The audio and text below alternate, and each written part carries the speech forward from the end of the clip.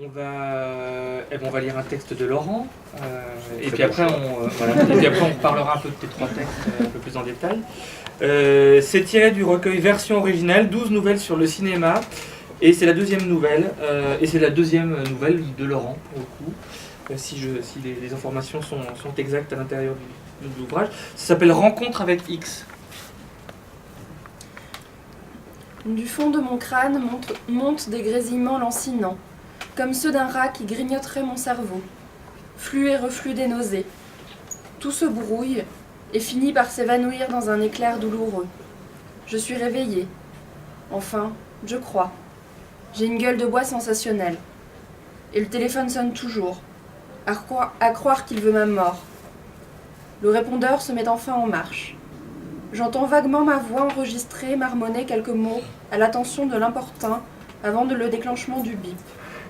Seules des bribes de messages me parviennent. Je me retourne dans un grognement, affligée par mon haleine fétide et les vagues de douleur dans ma tête. À nouveau le bip. Me faire ça un lendemain de cuite. Après 3 jours de tournage dans cette villa minable, à palper du silicone jusqu'à l'écœurement, des partenaires à demi hystériques, en terminé valait bien une biture. Comme il y a 3 mois, presque jour pour jour. Un matin ressemblant à s'y méprendre à celui-là. Même lendemain de cuite calamiteux, même explosion crânienne au moment où le téléphone avait ressenti.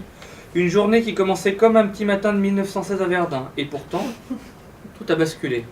C'était le jour où Alain Resnais m'avait appelé.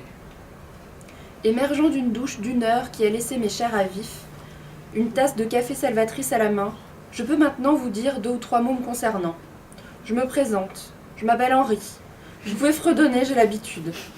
Henri Prolo, pour être exact.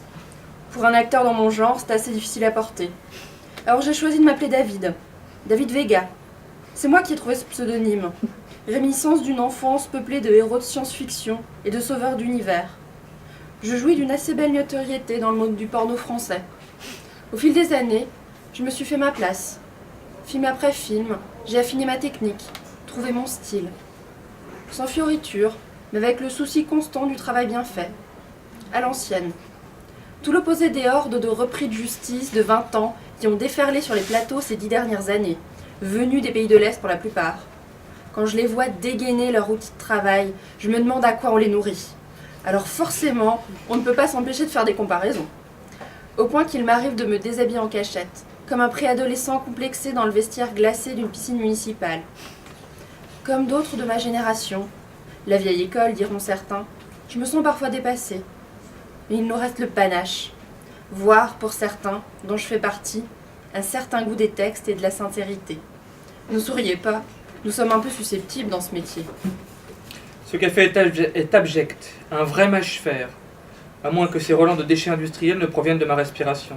Ça m'apprendra à trinquer avec les Ukrainiens. Ces types-là valeraient n'importe quoi. Leur vodka me laisse un crépi nauséabond sur le palais. Mais parlons un peu de cette rencontre, qui a commencé par un message sur un répondeur, un matin de janvier. Le ciel sentait le whisky. Je me souviens de chaque détail. Un léger crépitement, un silence, puis la voix qui sort du répondeur, un peu lointaine, surnageant sur un lointain brouhaha. L'homme tout sotte. « Bonjour, je m'appelle Alain Resnais. J'aimerais vous rencontrer. Si vous êtes libre, je vous propose de nous retrouver vers 17h. Square Jean Cavaillès. Je vous laisse mon numéro de téléphone. » Fin du message. Alain Resnais. Et pourquoi pas Stanley Kubrick, tant qu'on y était. Être acteur porno expose immanquablement à ce genre de plaisanterie facile. J'avais l'habitude. Dans les jours qui avaient suivi, il m'avait laissé 3 nouveaux messages.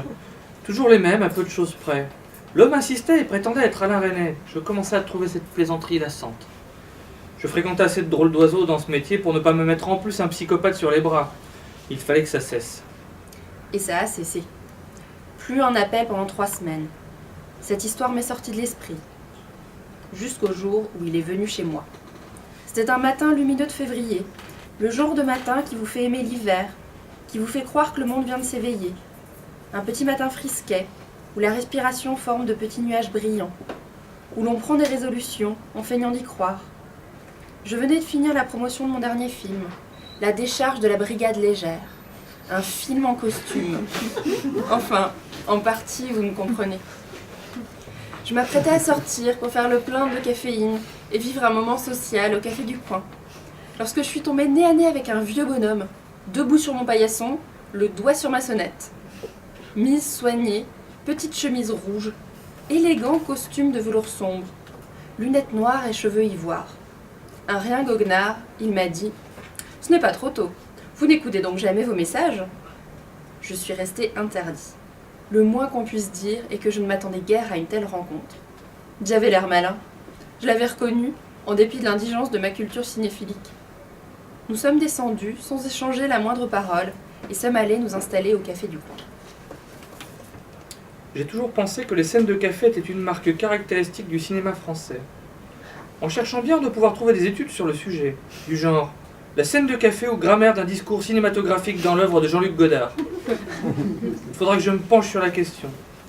Je me dis que notre rencontre au café aurait pu être une scène de cinéma. Je l'ai vécue ainsi, comme de loin, dans une alternance de plans rapprochés et de plans larges, à distance, comme spectateur d'un moment vécu par un autre. Deux hommes sont attablés au fond d'une petite salle un peu sombre que rien ne distingue des milliers d'autres salles du même genre qui pullulent dans Paris. C'est un simple café, un lieu où l'on vient oublier l'existence au son des percolateurs. Les deux hommes n'ont pour le moment échangé que des maigres paroles, des monosyllabes se rapportant au temps qu'il fait, au choix d'une table. Vous prendrez du sucre? Non merci. Le plus jeune paraît gêné. On le voit à l'attention excessive qu'il porte à sa tasse de café, vide depuis plusieurs minutes. La petite cuillère racle le fond brunâtre avec un crissement désagréable. Le plus âgé, lui, semble prendre un certain plaisir à la situation. Il sourit légèrement, sans quitter des yeux l'homme qui lui fait face. Il a tout son temps. Finalement, le voici qui dépose une grosse enveloppe Kraft sur la table. Il la pousse légèrement du bout du doigt vers son vis-à-vis et lui dit « J'aimerais que vous lisiez ça. » Silence. Vous n'êtes pas obligé, bien sûr.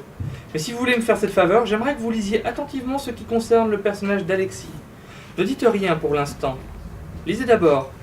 Je reviendrai vous voir lundi prochain, même heure, si vous le voulez bien. Sur ces paroles, le vieil homme se lève et salue élégamment. Le plus jeune, toujours assis, le regarde s'éloigner sans parvenir à émettre un son cohérent. Après un long moment, il quitte les lieux à son tour, une lourde enveloppe marron sous le bras. 21 février. C'était mon anniversaire. Je suis arrivée le dernier dans ce petit restaurant de la rue Blanche. Nous avions sédimenté nos habitudes, année après année. C'est le plus souvent là que nous nous retrouvions, entre deux tournages. Cette peinture défraîchie et ces nappes d'un autre âge avaient entendu des milliers d'anecdotes, d'histoires drôles et parfois moins drôles, la plupart assez peu recommandables aux âmes sensibles et aux pudibonds du dimanche. Comme tout le monde, nous parlions boutique. Toute la troupe était là. Laissez-moi faire les présentations.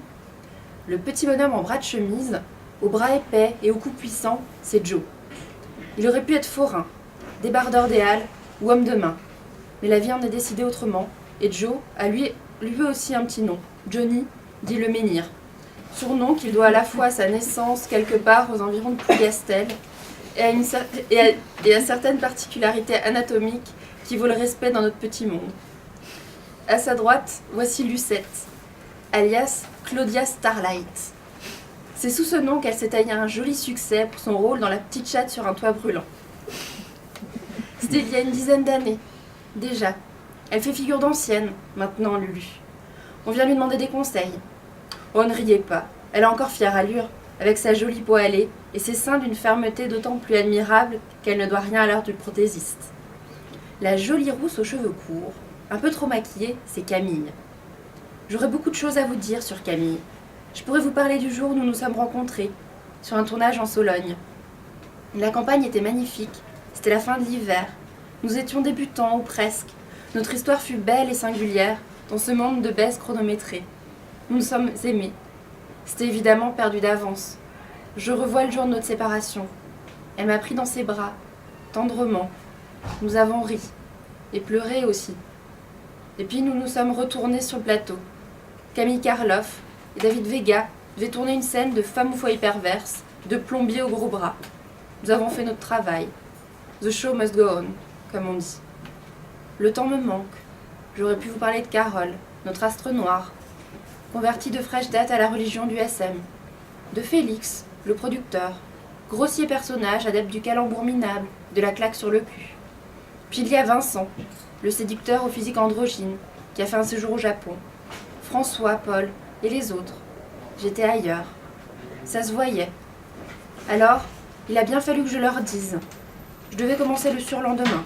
Si tout se passait bien, il y en aurait pour 5 mois de tournage. Je ne sais toujours pas, d'Alain Resnais me proposant un rôle ou de la durée du tournage, ce qui les a le plus surpris. Leur réaction a été assez étrange, mélange de surprise, d'émotion, de raillerie, d'incrédulité, de méfiance pour certains. Je me souviens des mises en garde de Lucette. Il n'y avait rien à attendre de ce monde-là, on se servait de moi, on me jouait un mauvais tour. Je les comprenais au fond. Tous avaient été, un jour ou l'autre, en but au mépris et à la condescendance de la part des journalistes, de critiques ou de simples pédants. Moi-même, j'avais conservé un souvenir cuisant d'un récent entretien avec de Blanc-Bec de Canal+, crevant d'insolence. Et si vous voulez savoir la suite, c'est dans version originale.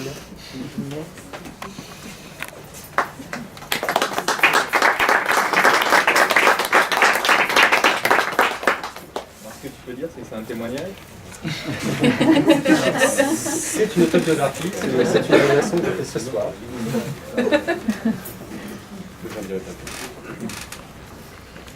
Il y a quelque chose de très beau dans ce texte, je trouve, c'est que c'est un sujet très tentant. Et il était très tentant de le traiter, je dirais, avec des gros sabots et de partir dans la blague complète. Et finalement, c'est pas du tout l'optique que tu as retenu, puisque le personnage est pas plus complexe qu'il en a l'air, parce qu'il est de toute façon présenté dans toute sa complexité dès le début. Et c'est une relation d'une grande, c'est un vrai respect dans ce texte. Ça fait très plaisir d'entendre ça, parce que quand j'ai échangé sur ce texte, soit avec les autres personnes les autres auteurs du recueil ou avec d'autres, on m'a souvent dit je me suis bien marré. Alors ça fait plaisir, hein, moi, je suis vraiment très content que mes blagues marchent de temps en temps. Mais au fond de moi, à chaque fois, je me disais, mais il n'y a pas que ça, quoi. C'est pas que de la... Enfin, je ne l'ai pas écrit dans un esprit potache. Moi, je me suis fait plaisir, pardon. J'ai pris le pinceau un peu plus épais, mais bon, ça faisait partie de l'exercice, à mon avis. Enfin, moi, c'est comme ça que j'ai voulu le traiter. Après, il y a une façon différente, peut-être meilleure de le faire. Mais je suis content d'entendre ça, oui, parce que j'avais vraiment envie qu'il y ait ces deux couleurs-là. Surtout sur la fin d'ailleurs, n'est pas tellement drôle, à mon sens, mais donc je sais pas si... si elle fait rire, j'ai dû rater un truc.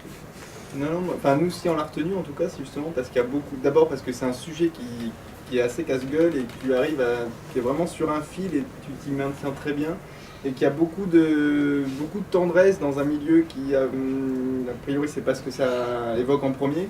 Et tu es parvenu à faire passer beaucoup d'humanité, de tendresse et d'émotion sur un sujet qui n'était pas évident, quoi.